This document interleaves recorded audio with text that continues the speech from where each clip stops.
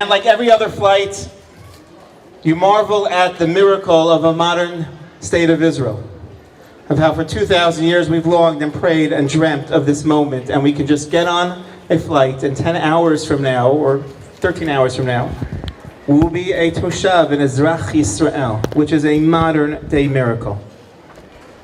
But this flight is not like every other flight.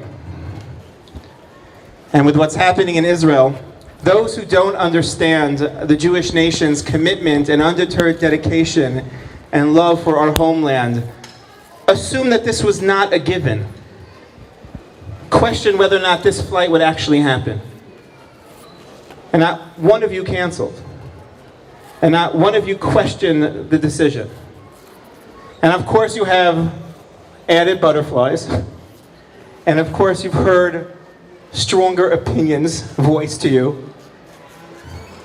And even when I had to painfully send out an email yesterday canceling or limiting the ceremony for the first time in 12 years, not one person sent back an email with a negative response.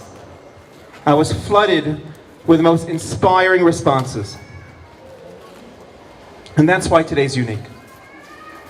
This flight has an added level of emotion. Because besides your own personal journey, whether or not you like it or not, you have an added substantive dimension to your own Aliyah story. You are giving such strength and hope to everyone in Israel.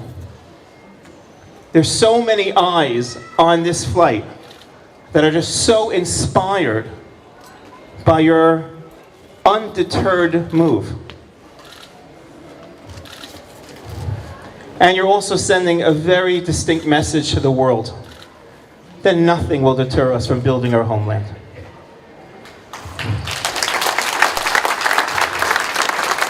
And that although this is our 51st charter flight, and you would think that certain things would become routine and routinized, it is a very special day and a very special flight.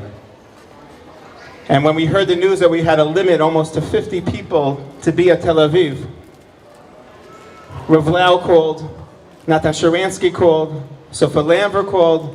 Could we be one of those individuals just so that we can give them a hug? So that we can give them a bracha when they landed? The world is looking at this flight, and you're giving them such strength and hope. So I'll add a bracha, I'll end these remarks with a bracha that I've given to 40,000 olim before today. And that's what we say at Shivat Zion Ayinu Kechomim. When you return to Zion, it'll be as if you're dreaming. What does that even mean? When you return to Zion, it'll be as if you're dreaming. We all have our hopes, we all have our aspirations, we all have our dreams. The greatest bracha, the greatest blessing that any Oleh can receive is that their reality living in Israel will only surpass all their dreams and aspirations.